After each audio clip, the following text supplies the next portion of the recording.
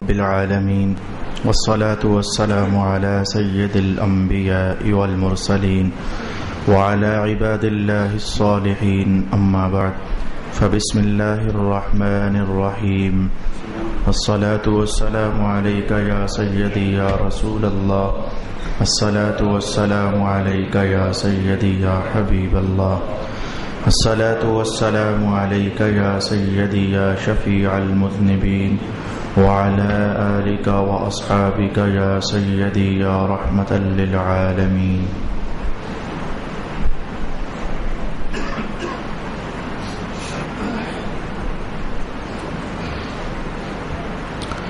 اللہ رب العالمین کے فضل اور اس کے کرم سے ایک مخصوص عنوان جس پر کچھ نرم درجے کی ایمرجنسی محسوس ہوئی تو احباب کرم کے کہنے پر اس کو آپ کے سامنے کھول بیٹھا ہوں.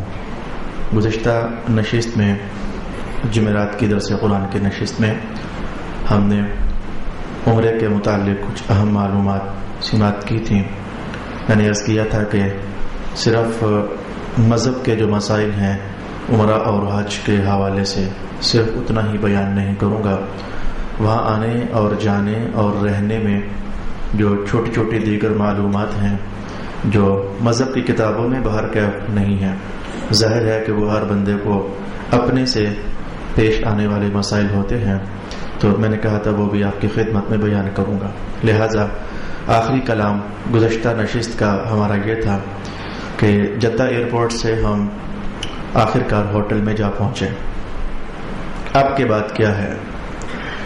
حجاج کرام کی عام طور پر عادت یہ ہوتی ہے، غلط نہیں ہے لیکن عام طور پر عادت یہ ہوتی ہے، پہنچے ہوٹل میں سامان رکھا اور فوراً عمرہ کرنے کے لیے نکل پڑے. میں آپ کو یہاں یہ رائے دینا چاہوں گا، فوراً عمرہ کرنے کے لیے ہوٹل سے نکل آنا ٹھیک ہے، جائز ہے، کوئی حرج نہیں ہے، لیکن ایک اس سے بھی بہتر کام ہے. اور وہ بہتر کام کیا ہے؟ آپ آدھا گھنٹہ، پونا گھنٹہ، گھنٹہ بھر لیٹنا چاہیں لیٹ جائیں، تھوڑا سا آرام کرنا چاہیں تو آرام کر لیں. کچھ لوگ ہوتے ہیں وہ لیٹنے سے فریش ہو جاتے ہیں، کچھ لوگ ہوتے ہیں وہ چائے پینے سے فریش ہو جاتے ہیں، کچھ لوگ ہوتے ہیں وہ قہوہ پینے سے فریش ہو جاتے ہیں. آپ اپنی طبیعت کو نارمل کریں. یہ جملہ میں نے اس لیے کہا کہ آپ کو مسلسل سفر طے کرتے ہوئے لگ بھگ 14-15 گھنٹے گزر چکے ہیں، بلکہ اس سے بھی زیادہ وقت آپ کو ہو چکا ہے. آپ ابھی تک باقاعدہ کھل کر آرام نہیں کر پائے. یہ رائے دینے کی وجہ یہ بھی ٹھہری کہ بعض حجاج کرام سے میری ملاقات میں انہوں نے یہ بات کہی کہ علامہ صاحب بہت تھکے ہوئے تھے، عمرہ کر تو لیا ہے لیکن کوئی سمجھ نہیں آئی کہ کہاں جانا تھا کہاں نہیں جانا تھا، بس ہو ہا کے آ گئے ہیں، اللہ قبول کرنے والا ہے. دماغ واقعی 14-15-20 گھنٹوں کا سفر طے کر کے تھکا ہوتا ہے. لہذا میں نے آج پہلی بات آپ سے یہ عرض کرنا چاہی، آدھا پونا گھنٹہ آرام کر لے، گھنٹہ بھر بھی، 2 گھنٹے بھر بھی. جاتے ہی فوراً عمرہ کرنا ہے یہ کوئی چیز لازم نہیں ہے. جب محسوس کریں کہ اب طبیعت حشاش بشاش ہے، تھکی تھکی طبیعت کے ساتھ اللہ کے دربار میں جانا آپ خود محسوس کر سکتے ہو کہ اس کا نتیجہ کچھ اور ہے. اور حشاش بشاش طبیعت کے ساتھ اللہ کے گھر پہنچ آنا آپ جانتے ہیں کہ اس کا نتیجہ کچھ اور ہے. جیسے بھی آپ فریش ہو سکیں فریش ہو جائیے. اب آپ کیا کریں؟ عمرے کی تیاری کریں. احرام تو آپ کا پاکستان ہی سے باندھا ہوا تھا. اب تیاری کا مطلب صرف یہ ہوگا تازہ وضو کیجئے، مسواک وغیرہ استعمال کرنی ہے تو مسواک استعمال کیجئے اور کریں. وضو کے اندر مسواک جو ہے وہ شائستگی کو بھی بڑھا دیتی ہے، شگفتگی کو بھی بڑھا دیتی ہے اور باہر کے اجر و ثواب کو بھی بڑھا دیتی ہے، اور اللہ تعالیٰ کی مدد بھی خاص بندے کے شامل حال ہو جاتی ہے. مسواک کیا، وضو کیا، اب آپ حرم سے ہوٹل سے نکل پڑے. وہ وظیفہ مت بھولنا، جب تک احرام سے باہر نہیں ہوں گے آپ کے لیے مسلسل اعظم ترین عبادت تلبیہ پڑھنا ہے. لبیک اللہم لبیک لبیک لا شریک لک لبیک ان الحمد والنعمت لک والملک لا شریک لک. جب بھی پڑھیں 3 بار پڑھیں اور مسلسل پڑھیں. ہوٹل سے آپ نکل آئے اور بیت اللہ شریف کی مسجد میں داخل ہونے لگے ہو. جو سنت طریقہ ہے وہ تو باب السلام سے داخل ہونے کا ہے، لیکن ہم جیسے جو نئے لوگ جاتے ہیں اور پہلی بار جاتے ہیں، حرم شریف اتنا وسیع ہو چکا ہے وہ محسوس ہی نہیں ہو سکتا، پتہ نہیں چلتا کہ کدھر ہے باب السلام۔ 72 سے قریب دروازے ہیں، بلکہ اب تو اس سے بھی زیادہ ہیں، 72 سے بھی زیادہ دروازے ہیں۔ حرم شریف کے چاروں طرف سے لوگوں کی انٹری ہوتی ہے۔ میں آپ کو نشانی بتا دیتا ہوں، اگر میسر ہو سکے تو باب السلام سے داخل ہوں، لأن النبی صلی اللہ علیہ وسلم کان یدخل من باب السلام، حضور رحمت عالم بہر کے باب السلام ہی سے داخل ہوا کرتے تھے۔ باب السلام صفا اور مروہ کے درمیان، یعنی صفا اور مروہ کافی سارا فاصلہ بنتا ہے، لگ بھگ آدھے کلومیٹر کا۔ صفا سے چلو تو مروہ پہنچو، لگ بھگ آدھا کلومیٹر بن جاتا ہے، کچھ زیادہ ہی ہوتا ہوگا، کم نہیں ہوتا۔ تو صفا اور مروہ کے درمیان جو دیوار ہوگی، اس دیوار پر 8-10 دروازے ہوں گے، ان میں سے ایک دروازہ ہے باب السلام۔ نشانی میں نے آپ کو بیان کر دی۔ جو حجاج کرام تشریف فرما ہیں، اگر ہمت پائیں اور توفیق پائیں تو باب السلام سے داخل ہوں، اگر نہ ہو سکیں تو عمرہ ان کا پھر بھی جائز ہو جائے گا۔ عام طور پر جو پاکستانی حجاج ہیں، ان کو کس دروازے سے داخل ہونے کا موقع ملتا ہے؟ اب یہ باتیں مذہب کے مسائل سے تعلق نہیں رکھتی، یہ وہاں جا کر جو آپ کی مشکلات ہیں، ان باتوں کا تعلق اس چیز کے ساتھ ہے۔ ہم اکثر پاکستانیوں کو 90% پاکستانیوں کو باب فہد کی طرف سے داخل ہونے کا موقع ملتا ہے۔ چھوٹے چھوٹے تو بے شمار دروازے ہیں، لیکن بڑے دروازے 4-5 ہی ہیں، ان میں سے ایک کا نام باب فہد ہے، باب عبدالعزیز ہے، باب عمرہ ہے، باب فہد ہے، لیکن آپ اپنا مطلوبہ ٹارگٹ یاد رکھیں، باب فہد۔ ہمیں باب فہد سے عام طور پر داخلے کا موقع ملتا ہے۔ ہماری رہائشیں ہی کچھ اس طرف ہوتی ہیں کہ حجاج کرام جہاں سے بھی آئیں تو ان کے سامنے جو بڑا دروازہ ہوتا ہے وہ باب فہد ہی ہوتا ہے۔ تھوڑی سی احتیاط ہے جو میں آپ کو بیان کرنا چاہوں گا۔ مسجد حرام میں داخل ہوتے وقت کی احتیاط ہے۔ احتیاط یہ ہے کہ نئی جگہ ہے، پاکیزہ جگہ ہے، مقدس جگہ ہے، دل میں شوق کی آگ بھی ہے، بیداریاں بھی ہیں، طلب بھی ہے، اور پتہ نہیں کیا کیا چاہتے بھی ہیں، تو بندہ ایک دم سے بہت کچھ دیکھ لینا چاہتا ہے، لیکن نہیں دیکھیے گا، لیکن ذرا تھوڑا کو صبر کر لیجئے۔ ایک مخصوص چیز ہے جس کی خاطر میں آپ کو تیار کرنا چاہتا ہوں۔ وہ مخصوص چیز یہ ہے کہ خانہ کعبہ شریف پر جب نظر پڑے تو سرکار دو عالم صلی اللہ علیہ وآلہ وسلم نے ارشاد فرمایا کہ کعبۃ اللہ کی پہلی نظر میں بندہ اللہ تعالیٰ سے جو دعا کرتا ہے اللہ تعالیٰ قبول فرماتا ہے۔ تو چونکہ یہ چیز ہے تو یہ ضائع ہو جاتی ہے بعض اوقات اکثر حجاج یہ بات گھر سے تقریباً اپنے ارد گرد کے ماحول سے پڑھ کر سیکھ کر ہی جاتے ہیں کہ کعبۃ اللہ کی پہلی نظر کو ضائع نہ ہونے دیا جائے، تقریباً سیکھ کر ہی جاتے ہیں۔ لیکن میں نے کہا وہ شوق بندے کو بعض اوقات وہ ابھارتا ہے کہ دیکھ کعبہ کیسا لگ رہا ہے، تو پہلی نظر تو ادھر ہی ہو گئی، تو اس لیے میں نے کہا کہ تھوڑی سی احتیاط ہے۔ اب اپنے نظر جھکا کر کے داخل ہونے کا اہتمام کرنا ہے خانہ کعبہ کی مسجد میں۔ میں نے پہلے کہا تھا کہ چھوٹا سا تھیلا آپ کے پاس ہے، جوتے اس میں ڈال لیجئے، ایسا نہ ہو کہ آپ کو آتے ہی سب سے پہلی پریشانی یہ ہو کہ یار یہاں بھی جوتے چوری ہو جاتے ہیں۔ وہ جوتے چوری نہیں ہوتے، آپ اگر جوتے باہر اتار کر جاؤ گے تو وہ صفائی کرنے والے باہر کیف ان کی مجبوری ہے صفائی کرنا، تو وہ صفائی میں سینکڑوں جوتے ہر صفائی میں وہ اٹھا کر کے تو ڈھیر میں ڈال دیتے ہیں، تو آپ کو یہ کہیں قلق نہ لگے لو یہاں کر بھی جوتے چوری ہوتے ہیں۔ تو بھائی آپ تھیلا میں نے آپ کو کہا تھا وہ ساتھ رکھیے، گزشتہ نشست اگر آپ سنیں گے تو اس میں یہ بات ہوگی، جوتا اس میں ڈال کر تو اندر داخل ہوتے ہی کہیں قریب ترین بہت سارے ریکس بنے ہوتے ہیں، تو نمبر نوٹ کر کے تو اس ریک میں اپنے جوتے آپ رکھ دیجئے۔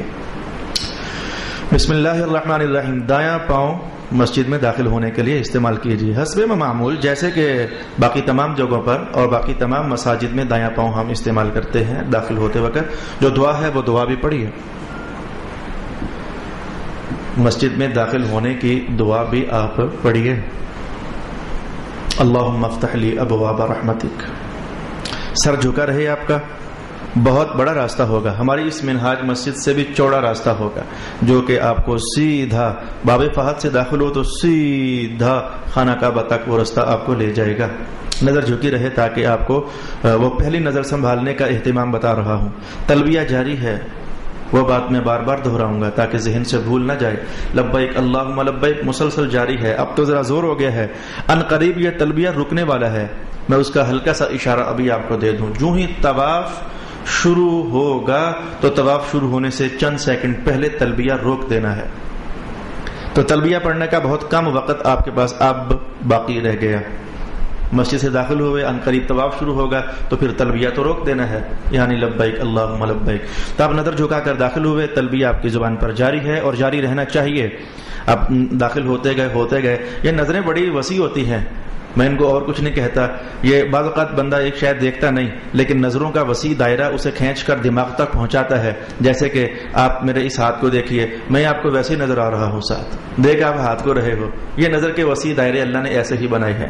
تو اب آپ کو وہ احساس اٹھ رہا ہوگا، کعبۃ اللہ آ گیا، وہ سامنے کعبۃ اللہ ہے، وہ سیاہ سیاہ رنگ کا غلاف ہے. آپ کے احساس میں یہ بار بار بات اترے گی، لیکن تھوڑا کچھ سنبھلے رہیے. ان قریب آپ نے دیکھنا ہے اور خوب دیکھنا ہے اور جی بھر کر دیکھنا ہے. وہ پہلی نظر کو سنبھالنے کی خاطر میں یہ ساری باتیں بار بار آپ سے تکرار میں کہہ رہا ہوں. آخرکار آپ ایسا ہوگا کہ باب فا سے داخل ہوئے، 200-150 قدم کے بعد چند سیڑھیاں نیچے اتریں گے، پھر 150-200 قدم تو پھر سیڑھیاں نیچے اتریں گے. 21-22 کے قریب سیڑھیاں اتر کر تو جا کر خانہ کعبہ کا وہ مطاف کا علاقہ جہاں طواف کرنا ہوتا ہے، وہ علاقہ صحن ہمارے سامنے آتا ہے. تو جب بالکل پہنچے کہ اب خانہ کعبہ شریف نظر آئے گا جی بھر کر، تو راستے سے ذرا ایک طرف ہو جائیں، ادھر یا ادھر. وہاں حجاج کرام کا رش تیز ہوتا ہے، تو ایسا نہ ہو کہ آپ خود پریشان ہوں یا آپ کی دعا کے وقت میں ڈسٹربنس پیدا ہو جائے. ادھر سے دھکا لگے، ادھر سے لگے، وہ ذوق بندے کا ٹوٹ جاتا ہے دعا کرنے کے لیے. یا پھر وہ شرطے ہی آپ کو روک دیں گے، سپاہی وہاں کے منع کر دیں گے، یلا حاجی یلا حاجی، وہ یہ لفظ بولتے ہیں مطلب جاؤ یہاں سے. تو وہ آپ کو دائیں بائیں ہٹنا پڑ جائے گا، تو وہ آپ کی پریشانی بن جائے گی طبیعت میں. پہلے سے آپ اہتمام کریں تو راستے سے دائیں طرف ہو جائیں یا بائیں طرف، لوگوں کا گزرنا مشکلات میں نہ پڑے. اب آپ کعبۃ اللہ شریف کو دیکھیں. دعائیں کتابوں کے اندر لکھی ہوں گی، وہ ساری دعائیں کرنا جائز ہے. میں آپ کو رائے دوں گا کہ یہ کتاب آپ لے لیجئے. مجھ سے بعض لوگوں نے کہا آپ بھی لکھو. میں نے کہا جب کتابیں لکھی جو ہوئی ہیں تو میرے لکھنے کا کوئی مقصد ہونا چاہیے. اچھی اچھی کتابیں لکھی ہوئی ہیں. یہ رفیق الحرمین مختصر کتاب ہے، یہ بڑی کتابوں سے نکالی ہوئی مختصر حصے ہیں، تو بہت مفید ہوگی آپ کے لیے. تو میں نے پہلے کہا 1500 سے زائد مسائل ہیں حج اور عمرہ کے، وہ سارے میں بیان نہیں کر پاؤں گا. میں تو آپ کے سامنے موٹا موٹا عمرہ اور موٹا موٹا حج بیان کرنا چاہوں گا. اس میں بہت ساری دعائیں بھی لکھی ہوئی ہیں، وہ دعائیں آپ کر سکتے ہیں. لیکن یاد رکھیے محدثین نے ارشاد فرمایا کہ دعاؤں میں سب سے اونچی بات یہ ہے کہ بندہ اپنی طلب کی دعا مانگے، یا پھر یہ جو بندے کی طلب میں ہے، اور یا پھر جو معصورات ہیں حدیث شریف میں آئی ہوئی ہیں تو وہ دعائیں مانگے. کتابوں میں اس سے ہٹ کر بھی بہت ساری دعائیں لکھی ہوتی ہیں. تو بندہ اپنی طلب کی دعا مانگتا ہے تو اس کی توجہ حاضر ہوتی ہے. اور اگر اسے نہیں پتا کہ میں کیا مانگ رہا ہوں، عربی زبان میں لکھی ہوئی دعائیں ہیں، اسے پتہ ہی نہیں میں کیا مانگ رہا ہوں، تو اس کی توجہ اللہ سے مانگنے کی طرف نہیں ہوگی، وہ دعاؤں کے لفظ سیدھے کرنے کی طرف ہوتی ہے. یہ مشاہداتی بات ہے. اس لیے چاہو تو وہ مانگ لیں. اس سے بھی اچھا یہ ہے کہ آپ وہ دعائیں مانگیں جو آپ کی طلب میں ہیں، یا پھر جن دعاؤں کو رسول پاک علیہ السلام نے جامعات کہا آپ وہ دعائیں مانگیں. جامعات سے مراد کے لفظ کم ہوتے ہیں لیکن ان میں بہت کچھ آ جاتا ہے، جیسے کہ یہ دعا ربنا آتنا فی الدنیا حسنہ وفی الآخرۃ حسنہ وقنا عذاب النار، جیسے کہ یہ دعا ہے. یا پھر جیسے کہ یہ دعا ہے اللہم انی اسألک من فضلک ورحمتک. وہی جو مسجد میں آنے جانے کے وقت پڑھتے ہو تو اس میں بہت کچھ آ گیا. حضور کی شان ہی یہ تھی، آپ خوش ہوتے تھے کہ کم الفاظ میں اللہ سے زیادہ مانگ لیا جائے. حضور اس بات سے بڑا خوش ہوتے تھے. میں نے دعاؤں کے عنوان میں جب 6-7 لیکچر دیے تھے تو آپ کو بیان کیا تھا کان النبی صلی اللہ علیہ وسلم یحب الجامعات. حضور بڑی بڑی دعائیں پسند کیا کرتے تھے، کم لفظوں میں زیادہ مانگ لیا جائے. 2 دعائیں میں نے بتا دی. یا پھر جیسے کہ یہ دعا میں نے آپ کو بتائی ہوئی ہے اللہم عافینا فی الدنیا والآخرہ، اے اللہ ہمیں دنیا میں اور آخرت میں معافات عطا فرما. یہ لفظ ایک ہے لیکن محدثین نے کہا کہ دنیا جہان کی ہر شے اس میں آ گئی، بلکہ آخرت کی بھی ہر شے اس میں آ گئی. یہ ایک ایک لفظ کے اندر بہت کچھ آ جاتا ہے. تو آپ ایک نظر میں کتنے کو مانگ سکو گے؟ ڈھیروں آپ کی چاہتے ہیں، ڈھیروں آپ کی طلبیں ہیں، ضروریات ہیں، مشکلات ہیں. تو آپ توجہ میں رکھیں کہ ربنا آتنا فی الدنیا حسنہ وفی الآخرۃ حسنہ وقنا عذاب النار، اور ذہن میں لیں کہ مولا پھر وہ سارا کچھ جو تجھے پتہ ہے کہ میرا ہے، میں کون کون سی شاید تیرے سامنے بیان کروں، تو جاننے والا ہے. میں نے حضور کے دیے ہوئے انداز کے مطابق کم لفظوں میں سارا ڈال دیا. تو مولا اسی دعا کو آپ بار بار مانگ لیں، آپ کا ایک مسئلہ کم از کم پورا ہوا. اب عمرہ شروع ہونے والا ہے. میں ایک چھوٹی سی تصویر آپ کے سامنے بیان کرنا چاہتا ہوں. آج میرے پیچھے تصویر نہیں ہے، میں نہیں تو ادھر سے آپ کو اشارہ دے دیتا. جب ہم باب فہد سے داخل ہوں گے تو سمجھیں کہ میرا ٹیبل، یہ خانہ کعبہ ہے، چورس مربع ہے نہیں لیکن دکھنے میں چلے مربع. تو ہم باب فہد سے داخل ہوئے تو 4 کونے ہیں کعبۃ اللہ کے. ہم نے طواف شروع کرنا ہے تو کہاں سے شروع کرنا ہے؟ 4 کونوں میں سے جس کونے میں حجر اسود نصب ہے وہاں سے ہم نے طواف شروع کرنا ہے. تو حجر اسود کہاں نصب ہے؟ ہم باب فہد سے داخل ہوئے، میں سمجھو کہ ادھر باب فہد ہے، داخل ہوئے تو یہ دیوار ہمارے سامنے کعبۃ اللہ کی آ گئی. تو اس کا دایاں کونا حجر اسود نہیں ہے، بایاں کونا بھی حجر اسود نہیں ہے. آپ ذرا آگے چلے جائیے تو جو اگلا کونا بنتا ہے، ایک یہ دیوار ہم نے چھوڑ دی کعبۃ اللہ کی، باب فہد داخل ہوتے جو سامنے بنتی ہے. آگے چلے گئے تو اگلی دیوار بھی ہم نے چھوڑ دی. تو پھر وہ جو کونا بنتا ہے وہ کونا حجر اسود کا بنتا ہے. شاید یہ پہچان آپ کو مشکل لگی. میں یوں پہچان بتاؤں گا کہ حجر اسود جس کونے میں ہے اس کونے میں بالکل مخالف طرف دیکھنا، ادھر ہی ایک دیوار ہے، وہاں سبز رنگ کی لائٹ جل رہی ہوتی ہے اور وہ کبھی نہیں بجھتی، ہمیشہ کے لیے جل رہی ہوتی ہے. وہ اسی لیے لگائی گئی ہے کہ دن رات وہ جلتی ہے، کہ حجر اسود کا کونا جو ہے وہ بعض اوقات پتہ نہیں چلتا. 4 کونے ایک طرح کے تو ہوتے ہیں، پتہ نہیں چلتا. تو پھر اس لائٹ کو دیکھ کر کے ہم متعین کر سکتے ہیں کہ یہ کونا ہے جہاں حجر اسود ہے اور یہاں سے طواف شروع کرنا ہوتا ہے. تو آپ طواف کرنے کا مقام جہاں سے شروع ہونا ہے میں نے بتایا. تو تیاری یہ ہے کہ ابھی تک آپ کی احرام کی جو اوپر والی چادر تھی وہ آپ نے بکل ماری ہوئی تھی، جیسے عام گھروں میں ہم چادریں لیتے ہیں.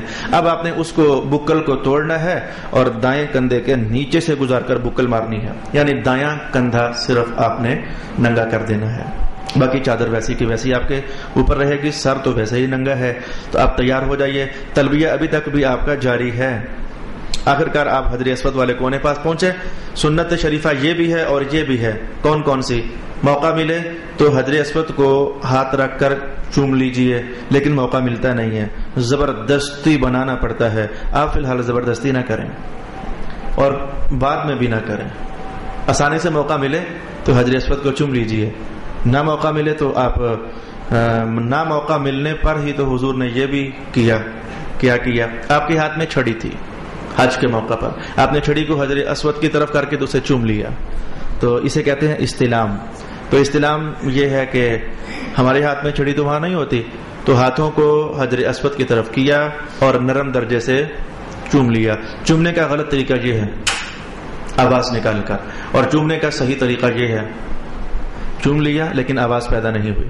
حجر اسود کے سامنے کھڑے ہو گئے، بسم اللہ والحمد للہ واللہ اکبر والصلاة والسلام علی رسول اللہ. یہ چند کلمات ہیں، یہ بھی لازماً یاد کر لیجئے. دعاؤں میں آپ کو میں نے بتایا کہ مذہب نے اختیار دیا، لیکن چند کلمات جیسے تلبیہ ہے یہ ہمیں یاد کرنا ہی ہے، یا جیسے کہ یہ کلمات ہیں یہ ہمیں یاد کرنے ہی ہیں. بسم اللہ والحمد للہ واللہ اکبر والصلاة والسلام علی رسول اللہ. حجاج کرام کو میں نے پہلے کہا یہ کتاب رفیق الحرمین اپنے ساتھ رکھیں، تو کچھ دعائیں جتنی ہو سکے یاد کریں. تو آپ نے بسم اللہ پڑھ لیا. اب آپ کا طواف شروع ہونا ہے. مردوں نے طواف کے 7 پھیروں میں سے پہلے 3 پھیروں کو کسی اور طریقے سے ادا کرنا ہوتا ہے اور باقی 4 پھیروں اور چکروں کو کسی اور طریقے سے ادا کرنا ہوتا ہے. خواتین میں 7 کے 7 پھیرے ایک ہی طرز پر ہوتے ہیں، نارمل چل کر تو وہ اپنے چکر پورے کرتی ہیں. مردوں نے یوں کرنا ہوتا ہے کہ پہلے 3 پھیروں میں رمل کرنا ہوتا ہے. رمل کا معنی یہ ہوگا کہ جیسے کوئی پہلوان کی فریق مخالف کو تھوڑا سا بازو کھول کر پبوں کے بل اٹھ کر نکا ٹہل کر چلتا ہے قدر رفتار کے ساتھ، اگر آپ پنجابی ہو تو لاہوروں کے یا اپنے پنجابوں کے اکھاڑے آپ نے دیکھے ہوں گے جہاں پہلوانوں کی کشتیاں ہوتی ہیں، تو چھوٹا چھوٹا ٹہل کر اکڑ کا تو چلنا، اسے کہتے ہیں رمل کرنا۔ تو پہلا پھیرا آپ نے رمل کرنا ہے، دوسرے پھیرے میں بھی رمل کرنا ہے، تیسرے چکر میں بھی آپ نے رمل کرنا ہے، تو باقی جو 4 پھیرے ہوں گے وہ اپنے نارمل رفتار کے ساتھ چلنا ہے۔ مردوں کے لیے یہ تھوڑا سا ذرا فرق ہے۔ تو آپ کا چکر شروع ہو گیا، رمل شروع ہو گیا۔ اب آپ کو یہاں جو مشکل پیش آئے گی، رش ہوتا ہے شدید حج کے موسم میں اور رمضان کے موسم میں، رش ہوتا ہے شدید، اکڑ کر چلنے کے لیے تھوڑا سا جگہ چاہیے ہوتی ہے، تو رش کی وجہ سے کبھی آپ کو جگہ مل جائے گی اور کبھی آپ کو جگہ نہیں ملے گی، بنا پیک ہو جاتا ہے، پیک ہو کر بعض اوقات چلنا پڑتا ہے۔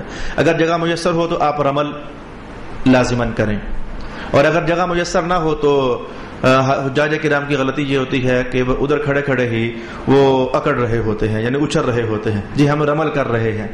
رکنا نہیں ہے، جگہ ملنے کے انتظار میں رکنا نہیں ہے، اور اوپر نیچے بار بار نہیں ہونا ہے جی ہم رمل کر رہے ہیں، جی نہیں، جگہ نہیں مل رہی رمل کرنے کے لیے تو آپ نارمل رفتار میں چلنا شروع کر دیں، دائیں بائیں جگہ تلاش کریں، جہاں جگہ نظر آ جائے تو آپ ذرا ادھر ہو کر کے تو پھر رمل شروع کر دیں۔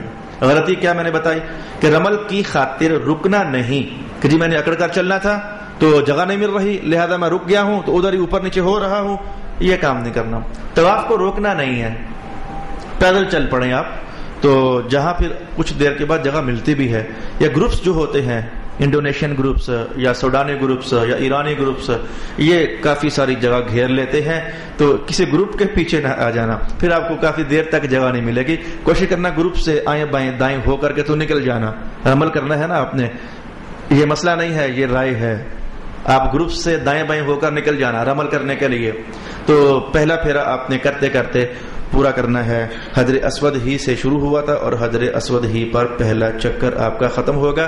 راستے میں ایک چھوٹی سی بات آپ کو بتا دیتا ہوں، جس کونے میں حجر اسود ہے، میں نے آپ کو یہاں کے حوالے سے ہلکا سا اشارہ دیا، جیسے کہ میرے ٹیبل کا اگلا کونا، اس سے جو پچھلا کونا ہے اسے کہتا ہے رکن یمانی۔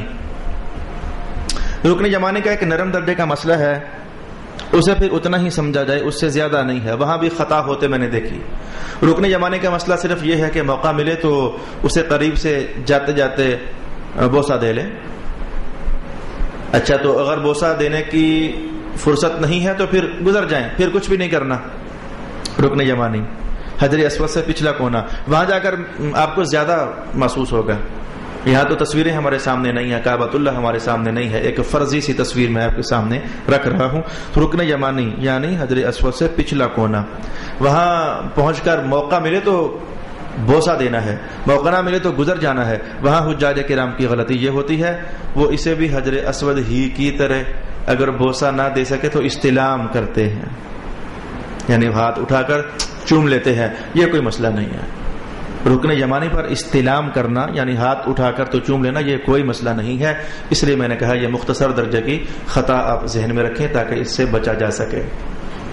رکن یمانی سے لے کر حجر اسود تک یہ درمیان کی دیوار بنتی ہے، اس دیوار کے متعلق سرکار دو عالم صلی اللہ علیہ وسلم نے ارشاد فرمایا ہے کہ 70,000 فرشتے ہر وقت موجود رہتے ہیں، جو بھی حجاج یہاں سے گزر کر دعا کرتے ہیں تو وہ آمین کہتے ہیں، لہٰذا اس دیوار کا خاص کر کے آپ دعا وغیرہ کریں۔ دعائیں سب چکروں میں کرنی ہے، تلبیہ رک چکا ہے، میں نے پہلے آپ کو بیان کیا، طواف میں صرف دعائیں ہی کرنی ہے، دعائیں پڑھیں یا کچھ بھی اللہ کا ذکر کریں یا درود و سلام پڑھیں، تلبیہ اب طواف کے دوران ہم نے نہیں کرنا۔ ایک چکر پورا ہوا تو اب پھر ہم ویسے ہی اگلا چکر شروع کریں گے۔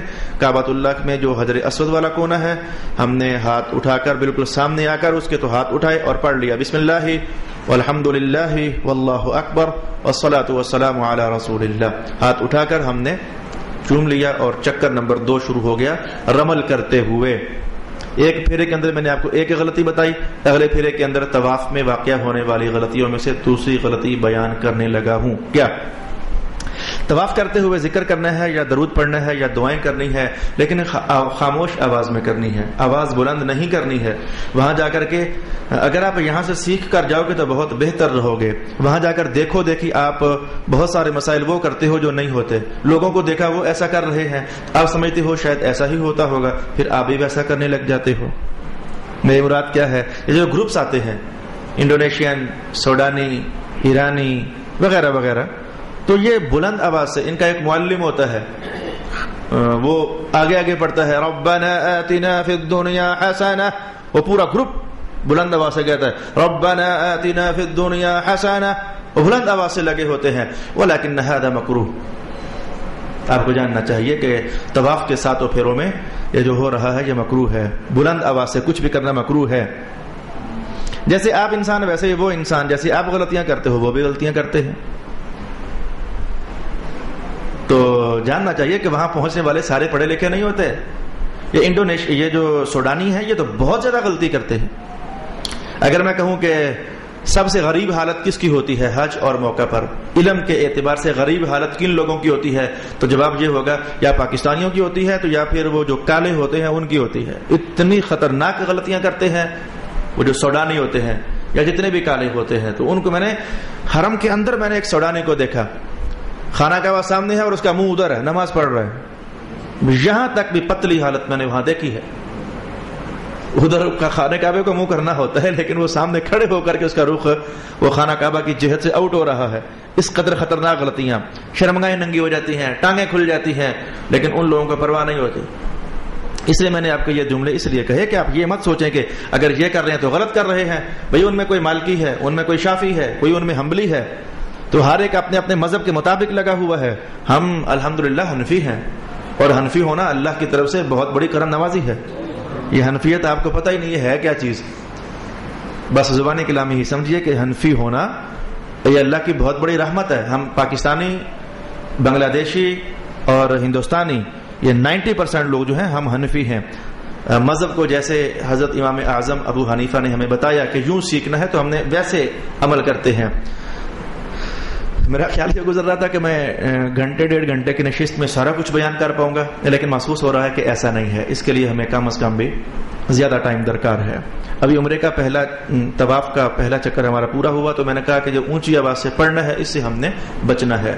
تو عمل کرتے کرتے پھر ہمارا دوسرا چکر پورا ہونے کے لیے آیا. بات کی دہرائی ہونے لگی ہے. رکن یمانی پر بوسہ دینے کا موقع ملے تو دے لینا، نہ موقع ملے تو استلام نہیں کرنا. پھر اگلی دیوار جو ہے رکن یمانی سے فوراً اگلی دیوار جو ہے 70,000 فرشتے کھڑے ہیں، دعا کرنا. رمل کرتے کرتے ہی دعا کرنا. ایک اور بات دہرانے لگا ہوں، رمل کرتے وقت آپ نے میرا اگلی ترتیب ہی ادھر کر دی. رمل کرتے وقت رکنا نہیں ہے، رمل کرتے وقت رکنا نہیں ہے. اگر جگہ نہ ملے تو پیدل چلنا شروع کر دیں. حاجی صاحب پوچھ رہے تھے کہ کیا ہاتھ اٹھا کر دعا کرنی ہے؟ جی نہیں، وہاں بس چلتے جائیں اور دعا کرتے جائیں. رکنے کا تو موقع نہیں. ٹریفک زبردست جام ہو جاتی ہے اور ٹریفک جام ہونے میں آپ کا اپنا نقصان ہوگا. اگر کوئی آپ کے پیچھے گروپ آ رہا ہوا تو کبھی رکنے کا سوچنا بھی نہ. وہ گروپ نہیں انتظار کرتا کہ حاجی صاحب کھڑے ہیں تو ہم ذرا صبر کر لیں. وہ آپ کے گرا دے گا. اگر آپ گر سکتے ہوئے تو گرا دے گا. آپ ان کا حلقہ توڑ کر اس گروپ میں داخل بھی نہیں ہو سکو گے. وہ خطرناک حالات ہوتے ہیں وہاں. وہ بڑے منظم قسم کے گروپس ہوتے ہیں. تو ہاتھ اٹھا کر نہیں، بس چلتے جائیں اور دعا کرتے جائیں. خیر سے آپ کا دوسرا چکر بھی رمل کرتے ہوئے پورا ہو گیا. پھر حجر اسود کے سامنے آپ آ گئے تو بسم اللہ والحمد للہ واللہ اکبر والصلاۃ والسلام علی رسول اللہ نرم درجے میں چوم لیا. تیسرا چکر آپ کا شروع ہو گیا رمل کرنے کے لیے. دعائیں کریں، درود و سلام پڑھیں، ذکر کریں. اونچی آواز سے کچھ بھی نہ کریں. سب باتوں کی پھر دہرائی ہو گئی. اونچی آواز میں کچھ بھی نہ کریں. بعض اوقات جب رش بڑھ جاتا ہے تو اب ایک اور غلطی بیان کروں. بندہ چونکہ بندے سے پیک ہو جاتا ہے تو چہرہ اگلے بندے کے احرام سے لگ جاتا ہے اور چھپ جاتا ہے. جتنا لگا اتنا چھپ گیا.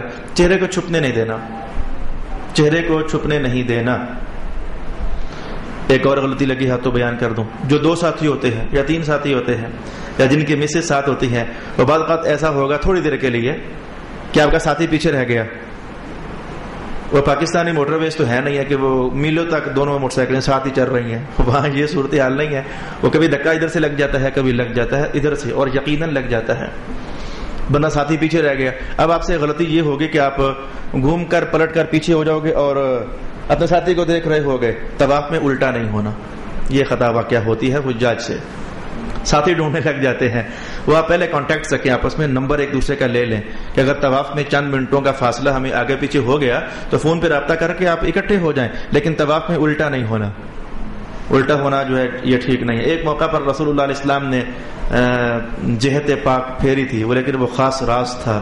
میں نے کسی موقع پر آپ کو بیان کیا ہوا ہے. وہ خاص راز تھا کہ حضور نے ایک موقع پر طواف پر صرف رخ انور ادھر کر لیا تھا بجائے آگے رکھنے کے. وہ ایک خاص راز تھا. تو آپ کا خیر سے رمل کا تیسرا چکر بھی پورا ہوا. پھر آپ نے استلام کرنا ہے حجر اسود کا.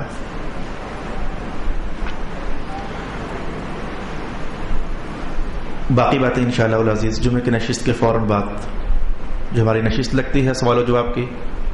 آج سوال و جواب نہیں ہوں گے. میں 3 چکر پورے ہو گئے تو یہیں سے اپنا سلسلہ کلام آگے بڑھاؤں گا. ہو سکتا ہے کہ ہمارا عمرہ جو ہے وہ اس نشست میں تقریباً پورا ہو جائے.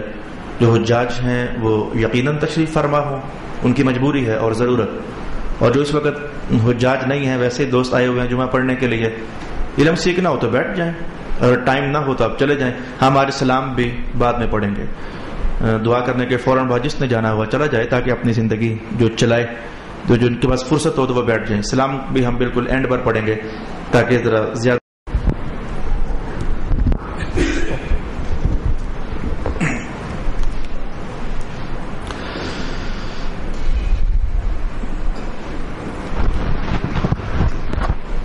بسم اللہ الرحمن الرحیم. الصلاة والسلام علیکہ یا سیدی یا رسول اللہ. الصلاة والسلام علیکہ یا سیدی یا حبیب اللہ. الصلاة والسلام علیکہ یا سیدی یا شفیع المذنبین وعلی آلکہ واصحابکہ یا سیدی یا رحمت للعالمین.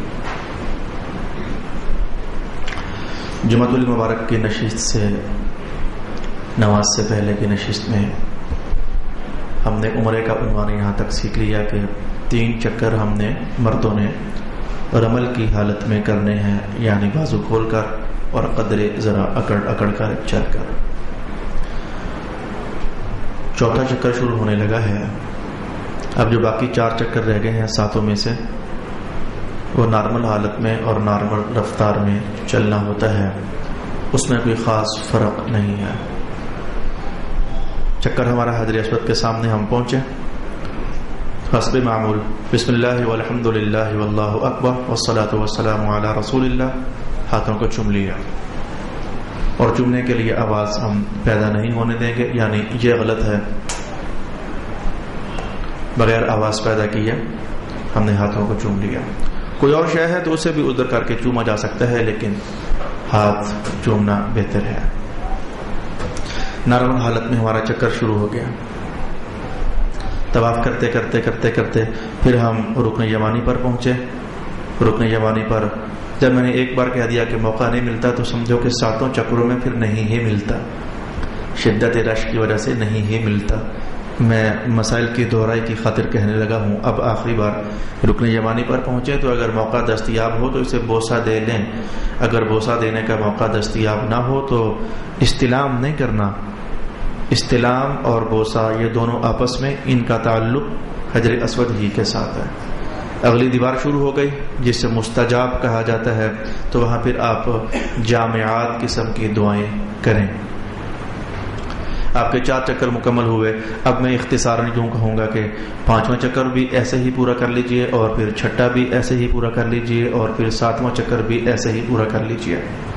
چکروں کو خاص کر کے ذرا گنتے رہیے گا، اور ٹائم کافی سارا لگ جاتا ہے تو بعض اوقات پتہ نہیں چلتا کہ 6 کیے ہیں کہ 7 کیے ہیں، 7 کیے ہیں کہ 8 کیے ہیں. اس بات کا پتہ نہیں چلتا، مغالطہ سا پڑ جاتا ہے. یہ یہاں سے بھی اور وہاں سے بھی کہیں نہ کہیں سے آپ کو اتنی سی 7 دانوں پر مشتمل ایک رنگ نما لڑی سی مل جائے گی، تو آپ انگلی میں ڈال سکتے ہیں. اس کے موتی ٹائٹ ہوتے ہیں دھاگے میں. ایک چکر پورا ہونے پر ایک موتی اوپر کھینچ دیں، وہ گرے گا نہیں. اب یہ مسئلہ نہیں ہے، یہ آپ کو وہاں کی احتیاطی تدبیر بتا رہا ہوں. وہ گرے گا نہیں. انگلیوں پر بھی آپ گن سکتے ہیں. 1 چکر ہو گیا، 2 ہو گئے، 3 ہو گئے، 4 ہو گئے. 7 چکر پورے ہو گئے آپ کے.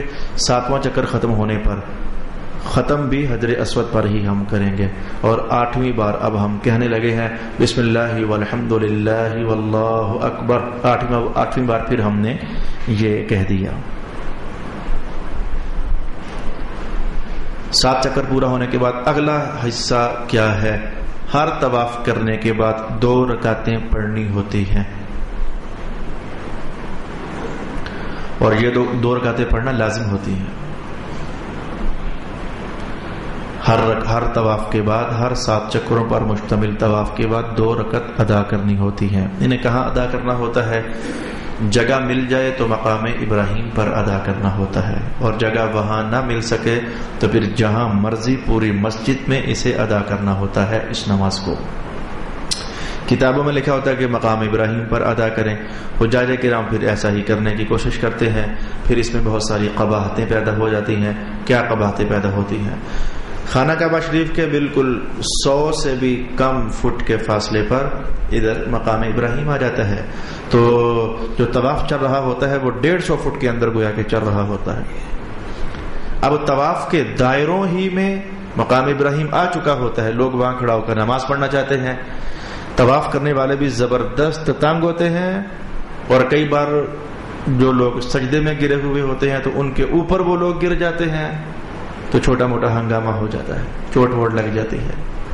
اس لیے بس جب آپ کو مسئلہ ہے جو کہ لازم نہیں ہے کہ مقام ابراہیم پر یہ 2 رکعتیں پڑھی جائیں، تو پھر جہاں مرضی پڑھ لیں، تو جہاں مرضی بھی کہاں کر کے آپ اس طرف نکل جاؤ جدھر آپ نے ابھی تھوڑی دیر کے بعد صفا مروہ کی سعی کرنی ہے، ادھر نکل جاؤ، تو 2 رکعتیں تسلی سے پڑھ لو۔ وہاں آپ کی 2 رکعتیں پڑھنے کا مزہ ہی نہیں آئے گا۔ مقام ابراہیم پر فرصت ہو تو پھر تو بہت مزہ آئے گا، رش نہ ہو پھر تو بہت مزہ آئے گا، اور اگر فرصت نہ ہو، رش شدید ہو، اور ہوگا، آپ حج کے زمانے میں جا رہے ہو، رش اگر شدید ہو تو پھر آپ یہ 2 رکعت مقام ابراہیم پر نہ پڑھیں، وہی خرابی ہوگی جو میں نے آپ کو بتا دی۔ رکوع میں جاتے ہوئے تکلیف، سجدے میں گئے ہوئے تو آپ کو سجدے کے اندر دھڑکا لگا ہوگا کوئی بندہ میرے اوپر نہ گر جائے، اور وہاں جب گرتا ہے تو ایک بندہ نہیں گرتا، کم از کم 15 20 30 40 گرتے ہیں۔ وہ ایک سرکل ہوتا ہے تو وہ گرنے کے لیے کئی بندے چاہیے ہوتے ہیں، پھر وہ گرنا پورا ہوتا ہے وہاں۔ اس لیے آپ کھل کر 2 رکعت آپ طواف کی ادا کر لیں، ادھر ہی ادا کرنے کے بعد بیٹھیں اور دعا کریں، جہاں تک ممکن ہو سکو دعا کریں، جتنی چاہیں دعا کریں۔ اب آپ یہ بات ذہن میں ڈال لیجئے کہ یہاں آ کر ٹوٹل ہمیں یہی کام ہے اور کوئی کام نہیں ہے، تاکہ ہم یہ سوچیں جلدی جلدی دعا کرو یار، پھر جانا بھی ہے۔ کہاں جانا ہے؟ کہیں بھی تو نہیں جانا۔ اب ہم مسلسل بڑا زمانہ ادھر ہی ہے، لہذا خوب دل کھول کر تسلی سے جو دل میں آئے کھلی ڈلی آپ اللہ تعالیٰ کی حضور دعا کریں۔ 7 چکر پورے ہوئے، پھر آپ نے 2 رکعت نماز ادا کی۔ اب کیا کرنا ہے؟ 2 چیزیں تھوڑی تھوڑی اور رہ گئی ہیں، پھر ہم صفا اور مروہ کی طرف نکلیں گے۔ 2 چیزیں رہ گئی ہیں، ایک چیز کا نام ہے ملتزم پر حاضری۔ ملتزم سے مراد یہ ہوگی کہ جیسے میں نے نماز سے پہلے بھی آپ کو بتایا کہ یہ میرا ٹیبل، یہ خانہ کعبہ ہے، تو یہ کونا حجر اسود کا ہے، تو حجر اسود کے فوراً بعد جو دیوار ہے دروازے تک، ٹوٹل توڑ نہیں، حجر اسود کے فوراً بعد جو دیوار ہے دروازے تک، اس مقام کو مقام ملتزم کہتے ہیں۔ شدید ترین رش میں خواتین کے لیے تو شاید ممکن ہی نہ ہو سکے، وہاں مردوں کا اتنا ہجوم ہوتا ہے جیسے مکھیاں، اس سے بھی زیادہ۔ تو پھر جب باری لینی ہوتی ہے ملتزم پر، یہاں سے مسئلہ نہیں، وہاں کے حالات شروع ہوئے ہیں۔ جب باری لینی پڑتی ہے ملتزم پر تو کتنا ٹائم وہاں لائن میں لگنا پڑ جاتا ہے، وہ لائن بھی بڑی موٹی ساری ہوتی ہے، یعنی 40 بندے لائن میں لگے ہوئے ہیں، اتنی موٹی ساری لائن ہوتی ہے، تو پھر انتظار کرنا پڑتا ہے۔ حجاج بھی ایسے اللہ کے بندے ہوتے ہیں، ان کا حق تو یہ بنتا ہے کہ ملتزم پر جائیں، خانہ کعبے کی دہلیز کو پکڑیں دروازے کی، اور روئیں دھوئیں اور جلدی سے ہٹیں، اوروں کا موقع دیں، لیکن وہ موقع دینے کی نوبت نہیں آتی۔ جو وہاں پھر کھڑا ہوتا ہے تو لمبی دیر تک وہ روتا دھوتا ہے، رونا دھونا اچھی بات ہے، لیکن وقت پر فارغ ہو جائیں تو اور اچھی بات ہے کہ اوروں کو موقع مل سکے۔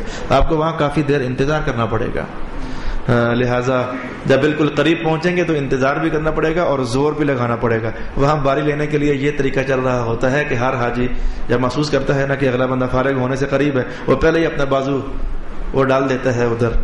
ایسا ہوتا ہے بھائی، آپ کو بتا رہا ہوں، وہ پہلے اپنا بازو ڈال دیتا ہے اور تھوڑی سی جگہ لے لیتا ہے کہ میں نے دہلیز پکڑ لی ہے، لہذا بعد میں آنے والے خیال رکھ کے یہ میں ہوں، اب میری باری ہے، تو پھر وہ تھوڑا کچھ زور بھی لگانا پڑتا ہے، آخرکار بندہ گھس کر کے تو مقام ملتزم پر پہنچ جاتا ہے۔ تو وہاں جا کر سینہ اپنا ساتھ لگاؤ، رخسار اپنے ساتھ لگاؤ، رو دھو، چمٹو اللہ تعالیٰ کی بارگاہ میں جو دعائیں ہو سکتی ہیں، آنسو کا ایک قطرہ بھی وہاں گر جائے تو سبحان اللہ، لیکن اللہ تعالیٰ بڑی کرم نوازی کرتا ہے۔ کئی موقعوں پر سخت سے سخت حاجی صاحب کے دل میں بھی اللہ نرمی پیدا فرما دیتا ہے اور وہ تھوڑا کو رو دھو ہی جاتا ہے، اور رونا دھونا چاہیے، یہ بڑا ضروری ہے وہاں۔ اور کچھ نہیں تو بندہ منہ ہی بنا لے. جس زبان میں آتی ہیں اللہ تعالیٰ سے دعا کرے. شرمندہ نہ ہونا کہ میں اونچی اونچی لگا ہوا ہوں تو لوگ کیا سوچیں گے. ہر ایک اپنے اپنے دھیانے لگے ہوئے ہیں, کسی کو نہیں توجہ کہ کون کیا کر رہا ہے, اسے صرف یہ توجہ ہوتی ہے کہ بس میرا کام ہو جائے. وہاں واقعی نفسا نفسی کا عالم ہوتا ہے. مقام ملتزم پر آپ پہنچے, جو دعائیں آپ نے کرنی تھی کی, اب یہاں سے فارغ ہو جائیے. اب ہم نے پینا ہے زمزم. پرانے زمانے میں تو مسئلہ یوں ہوتا تھا, صورتحال بھی یوں ہوتی تھی اور مسئلہ بھی یوں ہوتا تھا کہ زمزم کے کنویں پر جائیں اور پانی نکال کر پئیں. بڑی مشکلات تھیں. ایک چھوٹا سا کنواں ہو تو اس کے اردا گرد کتنے کو بندے کھڑے ہو سکتے ہیں. بڑی مشکلات تھیں. اب صورتحال تبدیل ہو گئی. کنواں پیک کر دیا جا چکا ہے, نظر ہی نہیں آتا کدھر ہے. موٹروں کے ذریعے پانی نکال کر ہزاروں کولر بھرے ہوئے ہیں, چھوٹی چھوٹی ٹینکیاں بھری ہوئی ہیں, تو پانی جہاں سے مرضی آپ کو دستیاب ہو سکے گا. پانی پئیں اور اتنا پئیں کہ پھر اور نہ پی سکیں, جسے کہتے ہیں وکھیاں نکال کر, جی بھر کر. یہ حکم رسول اللہ علیہ السلام کا ہے. مومن بندہ جب زمزم پیتا ہے تو وکھیاں بھر کر پیتا ہے, اور منافق بندہ جب پیتا ہے تو تھوڑا سا پیتا ہے. کچھ بھی آپ کو نہیں ہوگا زمزم پینے سے, آپ کو کچھ بھی نہیں ہوگا. طبیعت آپ کی بلکہ تر و تازہ ہو جائے گی اور حشاش بشاش ہو جائے گی. اب ہم نے جانا ہے صفا مروہ پر. تو یہاں پر ایک خرابی واقعہ ہوتی ہے, بتا دیتا ہوں آپ کو. تھوڑی سی ہمت کرو گے تو خوش رہو گے, نہ کرو گے تو دھکے کھاؤ گے. دھکے تو پھر وہاں کی ایک لازمی سی چیز ہے. تو وہ کیا احتیاط ہے. دیکھیے میرے بھائی, ہم مقام ملتزم سے فارغ ہوئے, یعنی جیسے گلاس پڑا ہوا ہے تو اس سے اگلا حصہ یہاں سے فارغ ہوئے. اب ہم نے جانا بھلا کدھر ہے, اسی سبز لائٹ کی طرف. صفا مروہ ادھر ہے, جانا ہم نے ادھر ہے. تو حجاج کرام کیا کرتے ہیں, وہ چلتے دائرے میں سے کراس مار کر نکلنا چاہتے ہیں. بڑی مشکل پیش آتی ہے. ابھی بندہ ادھر سے بازو ہٹا رہا ہوتا ہے, پیچھے سے دھکا لگ جاتا ہے, کوئی آگے سے گروپ آ جاتا ہے, رکنا پڑ جاتا ہے. طواف کرنے والوں کو تنگ ہونا پڑتا ہے. عملاً جب ایک بار آپ وہاں دیکھو گے تو محسوس ہو جائے گا کہ واقعی کراس مار کر مطاف میں داخل ہونا اور نکلنا یہ بڑا غلط ہے, اور لوگ کر رہے ہوتے ہیں. مسئلے کے حساب سے غلط نہیں, یعنی ڈسٹربنس پیدا ہو جاتی ہے آپ کے لیے بھی اور اوروں کے لیے بھی. لہٰذا آپ اپنے نکلنا ہے تو کیا کریں, تھوڑی سی ہمت کریں, بڑی آسانی سے نکل جاؤ گے. تھوڑی سی ہمت کریں. وہ یہ کہ یہاں سے ڈائریکٹ کراس مارتے ہوئے صفا مروہ کی طرف نہ جاؤ, بلکہ آپ گھومنا شروع کر دیں. اسی چکر سے آہستہ آہستہ باہر آنا شروع کر دیں دوبارہ. اور چکر کرتے کرتے جب آپ دوبارہ حجر اسود سے قریب پہنچیں گے تو بالکل چکر کاٹ کر آپ اینڈ پر پہنچ چکے ہوں گے. کسی کو کوئی تکلیف نہیں ہوگی. آپ کو تھوڑا سا ذرا زیادہ چلنا پڑے گا, لیکن آپ بڑی آسانی کے ساتھ دائرے سے آؤٹ ہوتے ہوتے ہوتے ہوتے آپ صفا اور مروہ کی طرف نکل جاؤ گے. اللہ اکبر. میں نے پہلے کہا کہ یہ سارے مسائل نہیں ہیں, جملہ بار بار بول رہا ہوں, یہ سارے مسائل نہیں ہیں. موٹا موٹا سا عنوان جس سے آپ کا عمرہ اور حج کا گزارا ہو جائے. تو آپ مقام صفا پر پہنچیے, لوگ جا رہے ہوں گے, دھڑا دھڑ آپ کو محسوس ہو رہا ہوگا. مقام صفا پر پہنچیے اور یہاں سے جانے میں جو احتیاط ہے وہ بھی سن لیجیے. حرم شریف میں پہنچ کر ہم مذہب سے آزاد نہیں ہو گئے. جملہ سنا آپ نے, حرم شریف میں پہنچ کر ہم مذہبی پابندیوں سے آزاد نہیں ہو گئے. یعنی نمازی نماز پڑھ رہے ہوتے ہیں اور حاجی آگے سے گزر رہے ہوتے ہیں. صرف ایک موقع ہے کہ حجاج کرام نماز پڑھ رہے ہوں تو آگے سے گزر سکتے ہیں, طواف کا موقع بس. طواف کے علاوہ جو احتیاطیں ادھر ہیں وہی احتیاطیں ادھر ہیں. اور حرم کی مسجد چونکہ بڑی مسجد ہے تو اس کا یہ مسئلہ ہے کہ کم از کم اگر حاجی نماز پڑھتا نظر آئے تو فوراً آگے سے نہ گزریں. 3 صفیں چھوڑ کر اتنا کو فاصلہ, جہاں 3 بندے اگڑ پیچھڑ نماز پڑھ سکیں, اتنا کو فاصلہ چھوڑ کر پھر گزریں آپ. تو نمازی کی آگے سے گزرنے والی غلطی یہ وہاں بے شمار آپ پاؤ گے. ادھر آپ نے نماز کا سلام پھیرا تو آپ کے اوس پڑوس سے 15-20 بندے اٹھ کر آپ کے آگے سے گزر گئے, پرواہ ہی نہیں ہوتی ہے. یہ وہاں کی بڑی خطرناک قسم کی غلطی ہوتی ہے. یہی چیزیں ہیں گھر سے سیکھ کر جانی چاہیے. تو نہ سیکھ کر جاؤ تو ادھر اگلے بندہ پچھلے معاف کروا رہا ہوتا ہے, اگلے سر پر چڑھ رہے ہوتے ہیں. وہ حدیث وہاں کے لیے بھی ویسے ہی ہے جیسے کہ پاکستان میں ہوں تو ہمارے لیے مسائل ہوتے ہیں. آگے سے مت گزریں. کوہ صفا پر پہنچیے تو صرف ایک تھوڑی سی جگہ ہے جہاں سے کعبہ شریف نظر آتا ہے. کعبہ شریف کی طرف جہاں سے نظر پڑ سکتی ہے وہاں کھڑے ہو جائیں اور دعا کریں. دعا کرنے کا مسئلہ ہے. وہاں آپ حجاج کرام کو پاؤ گے کہ وہ یوں کر رہے ہیں. یہ مسئلہ نہیں ہے یہاں, یہ مسئلہ صرف ادھر استلام کا مسئلہ تھا. کوہ صفا پر یا کوہ مروہ پر یہ مسئلہ نہیں ہے. جیسے ہم میں سے بہت سارے کم علم کچھ بھی کریں تو مسئلہ تھوڑا بن جائے گا, تو دوسرے ملکوں سے آئے ہوئے کم علم اگر کچھ بھی کریں تو وہ مسئلہ تھوڑا بن جائے گا. مسئلہ تو وہی ہوگا جو کتابوں کے اندر مذکور ہوگا. لہذا جہاں آپ کو جگہ ملے, کعبۃ اللہ نظر آئے, تو وہاں آپ دعا کریں. دعا کرنے کے بعد اب وہ کام ختم, وہ جو کندھا آپ نے ننگا کیا ہوا تھا وہ ختم.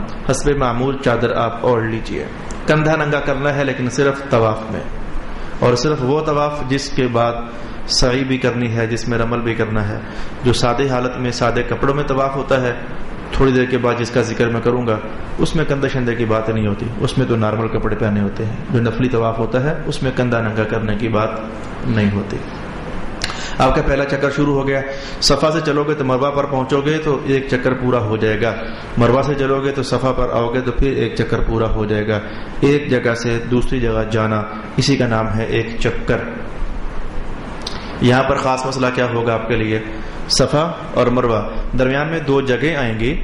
دونوں جگہوں پر آپ کو ایک دیوار سے لے کر چھت سمیت دوسری دیوار تک سبز رنگ کی لائٹس لگی ہوئی نظر آئیں گی. وہ جو 2 سبز لائٹوں کے درمیان کی جگہ ہوگی, وہاں قدر رفتار کے ساتھ آپ دوڑیں, نرم سی رفتار کے ساتھ آپ دوڑیں اگلی سبز لائٹ تک. اس کے بعد پھر نارمل چلیں. وہاں سے آتے ہوئے سبز لائٹ پر پہنچیں, نرم درجے کا دوڑیں اگلی لائٹ تک, اور اس کے بعد پھر آپ نارمل چلنا شروع کر دیں. مروہ پر پہنچ کر بھی دعا کرنی ہوتی ہے, لیکن آپ کو کعبہ شریف نظر نہیں آئے گا. بے شمار بلڈنگز اور عمارتیں بن چکی ہیں, تو بس وہاں کعبہ کو منہ کر کے دعا کریں. تو آپ کا ایک چکر, پھر دوسرا چکر, پھر تیسرا, چوتھا, پانچواں, چھٹا, ساتواں چکر. 7ویں چکر میں آپ مروہ پر فارغ ہو گئے. 7واں چکر کرتے ہی آپ مروہ ہی کے دروازے سے باہر نکل جائیں تو باہر بے شمار قسم کی دکانیں آپ کو نظر آئیں گی. حجاج کرام کے سروں کا حلق کرنے کے لیے, ٹنڈے کرنے کے لیے. بال چھوٹے بھی کروا سکتے ہیں سارے سر کے, اور ٹنڈ بھی کروا سکتے ہیں. ٹنڈ کروانا افضل ہے. رسول پاک علیہ الصلوۃ والسلام حلق کو پسند فرمایا کرتے تھے. اب جو ہی آپ حلق کروائیں گے تو آپ بالکل فارغ ہو جائیں گے. جو ہی حلق کروائیں گے تو آپ عمرہ کر کے فارغ ہو جائیں گے. میں نے کہا تھا کہ بہت سارے مسائل رہ رہے ہیں درمیان میں, تو سارے بیان نہیں ہو سکتے. جیسے کہ صفا مروہ کی سعی کرنے کے بعد بھی 2 رکعتیں پڑھ لی جائیں تو سنت ہے. طواف کے بعد جیسے 2 رکعت پڑھی جاتی ہے, ایسے ہی صفا اور مروہ کی سعی کرنے کے بعد بھی 2 رکعت ادا کر لی جائیں تو سنت ہے. آپ کا عمرہ پورا ہو گیا, جائیں گھر میں ہوٹل پر تو غسل کریں, کپڑے بدلیں, فریش ہو جائیں, اور اللہ کا شکر ادا کریں کہ جس اللہ تعالیٰ نے اتنی بڑی سعادت مندی آپ کو عطا فرما دی ہے. 5 نمازوں میں آتے رہیں. ہمت ہو تو اب حج جب تک شروع نہیں ہوتا تب تک آپ نے سادہ رہنا ہے مکہ میں, تو حج شروع ہونے تک آپ کیا کچھ کر سکتے ہو. عمرہ تو جاتے ہی اسی دن میں آپ کر کے تو فارغ ہو گئے. اگلے 10 دن آپ کو ملے, 15 دن ملے, 20 دن ملے مکہ میں قیام کے, تو آپ اس میں کیا کرو گے؟ 2-3-4 باتیں ہیں جو آپ وہاں رہتے ہوئے کرو گے. ایک تو یہ ہے کہ نفلی طواف زیادہ سے زیادہ کرو.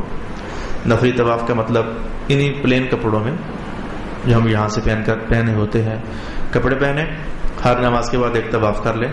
ہر طواف کا معنی ہوتا ہے 7 چکروں کا مجموعہ. جیسے ایک نماز کا معنی ہوتا ہے کم از کم 2 رکعتیں, تو ایسے ہی ایک طواف کا معنی ہوتا ہے کم از کم 7 چکروں کا مجموعہ.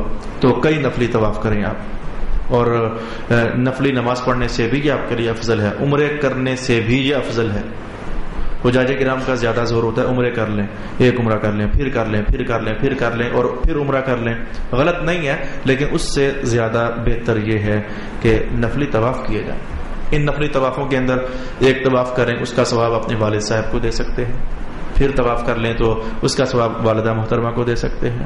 پھر طواف کریں تو اس کا ثواب حضور رحمت عالم کے دربار میں پیش کر سکتے ہیں. پھر طواف کریں تو پھر کسی اور کے لیے, تو پھر کسی اور کے لیے, تو اور پھر کسی اور کے لیے. کئی لوگوں کے لیے آپ طواف کر سکتے ہیں. یعنی عبادت اللہ کی ہوگی, جو ثواب ملے گا وہ گفٹ ہوگا. یہ جو ہم کہتے ہیں نا کہ طواف کسی اور کے نام کا, مطلب یہ ہوتا ہے کہ عبادت اللہ ہی کی ہے, لیکن جو اجر ملا تو وہ میں گفٹ کرنا چاہتا ہوں فلانے کے نام. تو کئی لوگوں کے لیے آپ طواف کر سکتے ہیں. عمرہ بھی کرنا چاہیں تو کر لیں, جائز بہر کیف ہے. جائز ہونے سے نیچے نہیں ہے، جائز باہر کیف ہے. عمرہ کرنا چاہیں تو وہاں سے آپ کو ہوٹل سے احرام باندھ کر تو مسجد عائشہ جانا پڑے گا. وہاں جا کر یہ بات آپ کو خود ہی معلوم ہو جائے گی. وہاں جا کر جیسے میں نے شروع میں آپ کو بیان کیا احرام باندھنے کا طریقہ، یعنی وضو کریں، 2 رکعت پڑھیں، پھر اس کے بعد نیت کریں اور پھر تلبیہ کہیں، تو وہاں سے پھر آپ واپس آ جائیں. چلے میں وقت گزرنے کے بعد وہ بھی آپ کو بتاؤں گا کہ اس میں آپ کو کیا رہنمائی ہو سکتی ہے. تو ان 8 10 12 15 20 دنوں میں جو آپ کو فرصت کے ملے زیادہ سے زیادہ طواف کریں. اور کیا کریں، کوشش کریں کہ ایک قرآن حکیم کم از کم مکہ میں ختم ہو جائے. کم از کم حرم مکہ میں ایک قرآن حکیم پڑھنے کا معنی ہے کہ 1,00,000 قرآن پاک کا اجر اللہ نے عطا فرمایا ہے. نفلی نمازوں کو چھوڑ دیں، مہربانی کریں. ناجائز نہیں ہے، جائز ہے. مہربانی کریں اور نفلی نمازوں کو چھوڑ دیں. زندگی میں جو نمازیں آپ کی چھوٹی ہوئی ہیں، کئی نمازیں ہم سے قضا ہوئیں، اب توبہ کرنے ہم آئے ہوئے ہیں. تو توبہ کرنے کا اہم ترین حصہ ہے کہ جو نمازیں ہماری رہی ہوئی ہیں ہم ان کو قضا کرنا شروع کر دیں. فجر آپ کو بس اتنا ٹائم ہوگا کہ ٹائم ہی ٹائم ہوگا، کوئی آپ کی مصروفیت اور ہے ہی نہیں ہے. فجر کی نماز پڑھنے جاؤ تو 2 4 8 10 فجر کی نمازیں قضا کر لیں. ظہر کی نماز پڑھنے جاؤ 2 4 ظہر کی نمازیں قضا کر لیں. عصر کی نماز پڑھنے جاؤ 2 4 عصر کی نمازیں قضا کر لیں. ایسے ہی تو مکہ میں وہ قضا کا فائدہ بھی اتنا ہی بڑا ہے. ایک ایک نماز قضا ہو رہی ہے لیکن اللہ تعالیٰ ثواب ہمیں بہت زیادہ، یعنی 1,00,000 کے برابر عطا فرما رہا ہے. درود و سلام کی ایک کا تسبیح دن میں پڑھ لیا کریں. تسبیح میں نے بس اشارہ کرنے کے لیے کہہ دیا، وگرنہ گننے کی ضرورت ہی نہیں ہے. وہاں تو سبحان اللہ ہے. ایک بار پڑھا درود و سلام، اللہ پاک 1,00,000 درود و سلام پڑھنے کا اجر عطا فرماتا ہے. اس کی شان ہے. چونکہ اس موقع پر حج کے معاملات کے فضائل بیان نہیں کر رہا، ورنہ میں آپ کے سامنے دوسری بہت ساری احادیث بھی بیان کرتا. صرف ایک موٹا سا عمرہ اور حج کرنے کا عنوان قائم کیا ہوا ہے. 2 باتیں ہو گئیں، نفلی طواف کریں، قرآن حکیم ختم کریں، درود و سلام پڑھیں، مختلف ذکر اذکار جو آتے ہیں وہ کریں، دعائیں باہر کیف کریں. سب کچھ کر کے تھک جاؤ تو اب میں کیا کروں، بولنے کو دل نہیں کر رہا، تو اب آپ جہاں مرضی بیٹھ جائیں، جہاں سے کعبۃ اللہ شریف نظر آ رہا ہو تو کعبہ شریف کو دیکھنا پھر عبادت ہے، مستقل باقاعدہ عبادت ہے. تو فارغ بیٹھے آپ مشاہدات کرتے رہیں. سوچ میں گم ہو کر پرانی تاریخ میں بھی جا سکتے ہو کہ سرکار ادھر سے آتے ہوں گے، یہی وہ جگہ ہیں، طواف کرتے ہوں گے. وہ سوچ میں وہ آپ کا اپنا انداز محبت ہوگا، کتنا کو آپ ڈیپلی سوچ سکتے ہو تو ادھر بھی آپ جا سکتے ہیں. اہم ترین مسئلہ کیا ہے، نمازیں آپ نے وہاں پوری پڑھنی ہے یا کہ آدھی پڑھنی ہے. جماعت کے ساتھ پڑھیں گے پھر تو پوری پڑھیں گے. اگر کبھی بغیر جماعت کے ہو گئی ہے، وضو کرنے میں دیر ہو گئی یا اٹھنے میں دیر ہو گئی، ہوٹل سے پہنچنے میں دیر ہو گئی، تو نماز اکیلے پڑھنی پڑ رہی ہے، تو نماز پوری پڑھنی ہے یا کہ آدھی پڑھنی ہے. یہ آپ کو ان قریب آپ کا شیڈول مل جائے گا کہ مکہ میں آپ کا سٹے کتنا ہے اور پھر مدینہ میں آپ کا سٹے کتنا ہے، حج سے پہلے آپ کو کتنا رہنا ہے، حج کے بعد کتنا رہنا ہے. تو آپ دیکھنا یہ کہ آج سے لے کر جو میں آج مکہ میں داخل ہوا ہوں، تو آج سے لے کر میرے 15 دن پورے مسلسل 8 ذو الحج سے پہلے پورے ہو رہے ہیں یا کہ نہیں. اگر آپ کا مسلسل 15 دن کا سٹے مل گیا تو آپ مسافر نہیں رہو گے، آپ مقیم بن چکو گے. حکمی طور پر آپ مقیم بن چکو گے، یعنی مکے والوں کے حکم میں آپ آ جاؤ گے. تو مکے والوں نے چونکہ نماز پوری پڑھنی ہوتی ہے تو 15 دن سٹے کی وجہ سے آپ نے بھی نماز پوری پڑھنی ہوگی.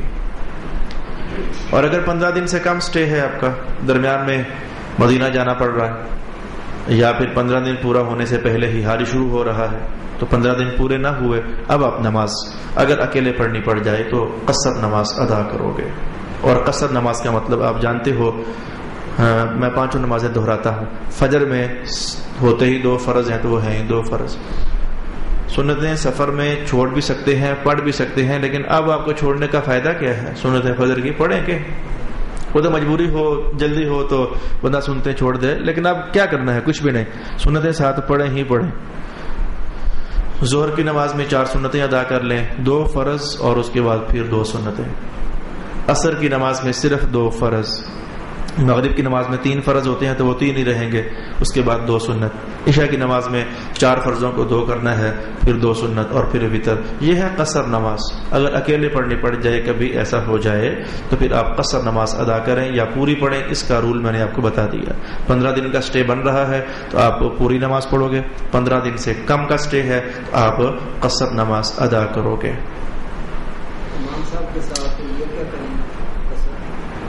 امام صاحب کے پیچھے پڑھیں گے پھر آپ پوری نماز پڑھیں گے، پھر آپ قصر پڑھو گے ہی نہیں، پھر آپ وہ جو عام نماز کی نیت ہوتی ہے تو آپ پوری نماز پڑھو گے، اس میں پھر آپ کے لیے قصر نہیں ہوگی۔ جو بندہ مکہ میں مقیم ہے، اسی نماز کا جو مسئلہ ہے قصر پڑھنی ہے کہ پوری پڑھنی ہے، یہ زبردست اختلاف چل رہا ہوتا ہے مینا کے خیموں میں۔ حجاج کرام زبردست اختلاف چل رہا ہوتا ہے، کوئی کہہ رہا ہوتا ہے 2 پڑھنی ہے یعنی قصر پڑھنی ہے، کوئی کہہ رہا ہوتا ہے پوری پڑھنی ہے۔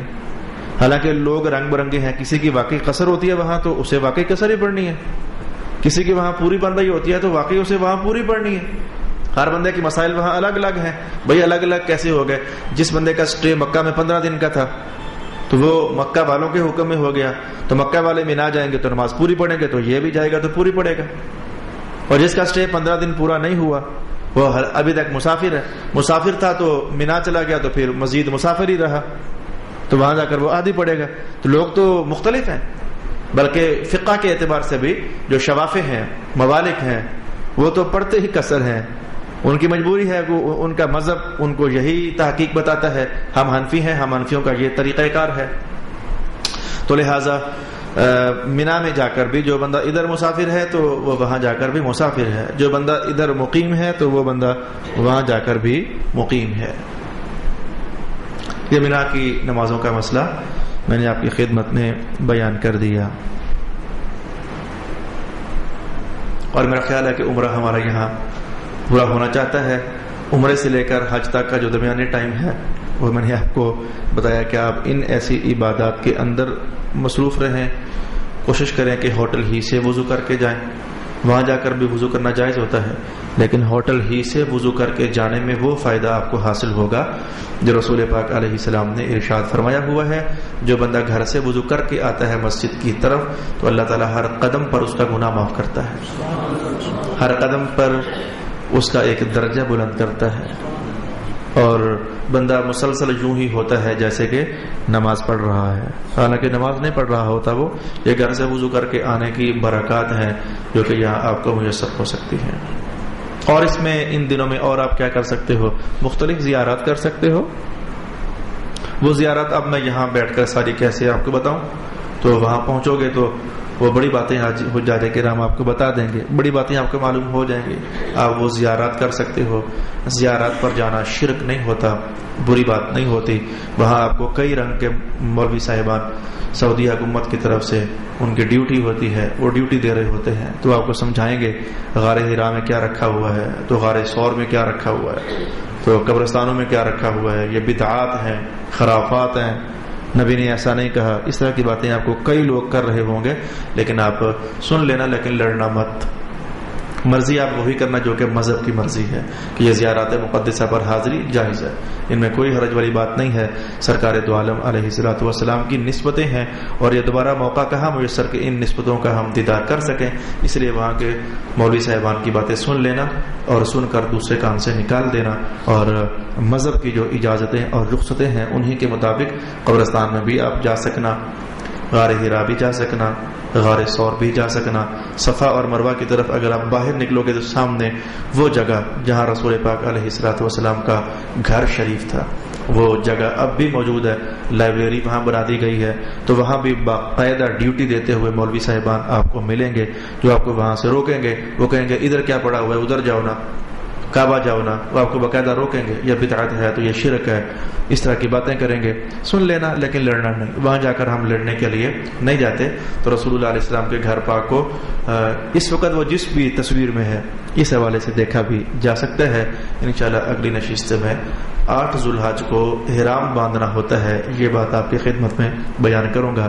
وآخر دعوانا ان الحمد للہ رب العالمین۔ بسم اللہ الرحمن الرحیم۔ اللهم صل على سيدنا مولانا محمد وعلى آل سيدنا مولانا محمد وبارك وسلم وصل عليه۔ ربنا آتنا في الدنيا حسنة وفي الآخرة حسنة وقنا عذاب النار وأدخلنا الجنة مع الأبرار يا عزيز يا غفار يا رب العالمين.